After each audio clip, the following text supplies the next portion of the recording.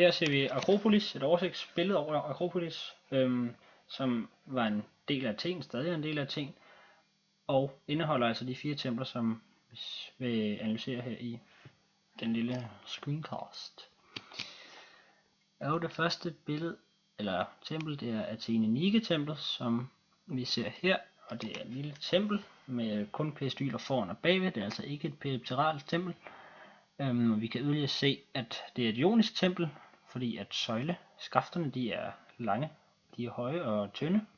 Og så er der en kapitælet, det er en volut, og så har den en basis, som står ned på stylivatet. Og det er alle sammen kendetegn med det ioniske tempel. Og så kan vi også, hvis vi går videre til næste billede, lidt bedre se, hvordan arkitravet er tredelt, og hvordan at frisen her ikke har triglyfer og metoper, men derimod er lidt sådan, bare udekoreret, men også har dekorationer nogle steder, hvilket er mere kendetegn for de ioniske templer, som er mere pyntet og raffineret. Og endelig så har vi et lille oversigtsbillede, hvor vi kan se Pronaos, Naos og Opisthodomos. Så altså meget klassisk tempel. Og næste tempel, det er Erechtheion, som vi her på første billede kan se, hvordan alteret det er under åben himmel. Og det er altså ikke inde i templet, man tilbedte guderne, men det var ude foran templet, blev kun brugt til at opbevare guderne, eller statuerne af guderne.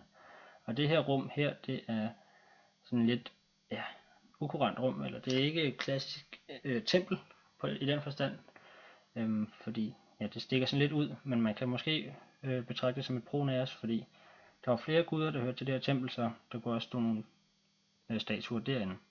Men ellers så kan vi se igen søjlen, høj og tynd, som er en ionisk søjle, og vi kan se basen, og vi kan se volutterne, og så kan vi her se arkitravet, som er tredelt.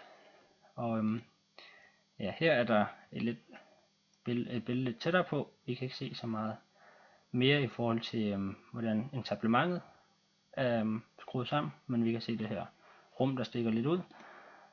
Og det samme her.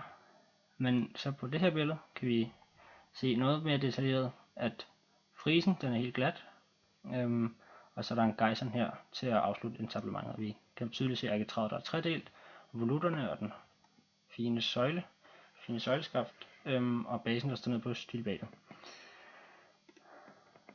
Og her ser vi så en oversigt over det, hvor vi også kan se, at det er sådan lidt mere uorthodox i sin udformning i forhold til Athene Nike-templet, som var dejligt firkantet, så det her det er sådan lidt mere, lidt flere former på, kan man sige. Hvis vi lige går tilbage her til 8'eren, så kan vi også se, at det nok er Pronaos, vi har et billede af, da der er en indgang her. Og det var der som ofte set i Opisthodomos. Og så dette tempel, vi når til her, det er Parthenon.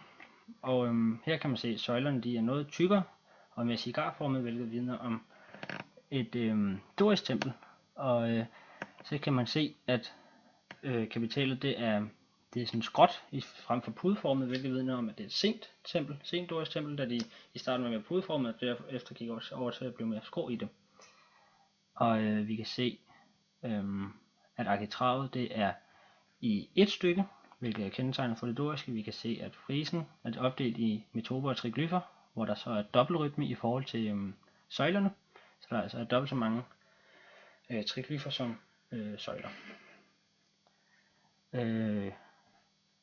Og vi kan se nogle meget tydelige kanelyrer i det billede på søjlerne.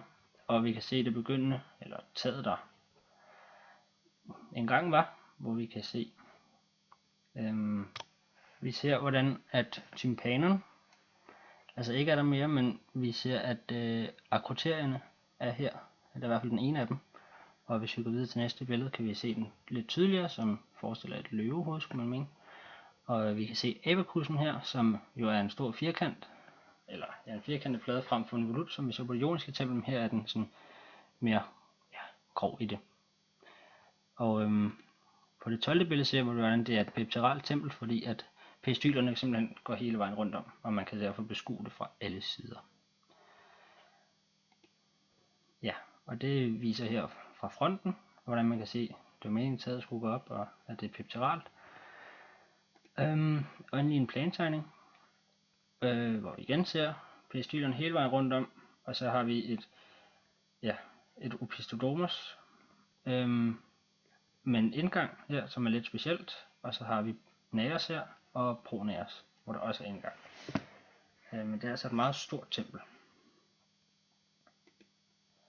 Og her når vi så til propylæerne, og der kan man se, i hvert fald til at starte med, at det er et dorisk tempel, fordi der er meget tykke søjler, og vi kan se, at kapitelet er skråt, og abakussen er en firkant, og altså har ikke volutter. Og på næste billede kan vi se, hvordan gavlen begynder.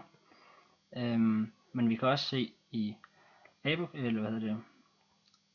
arkitraven, at den er i et stykke, så den er altså ikke tredelt, og det vidner om det doriske tempel.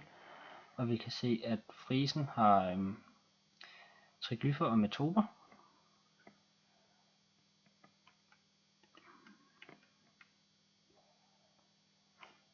Ja, og vi kan se, at den doriske byggestil med, at der ikke er en basis, men at søjleskaftet står direkte ned på stylobatet. Og det sidste billede viser også, hvordan at der heller ikke er figurer eller noget til, altså de her, som hedder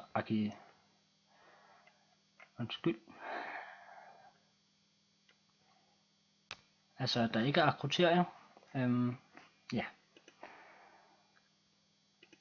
Og plantegningen her er også sådan lidt rodet i forhold til et dejligt firkantet tempel, som det vi så før.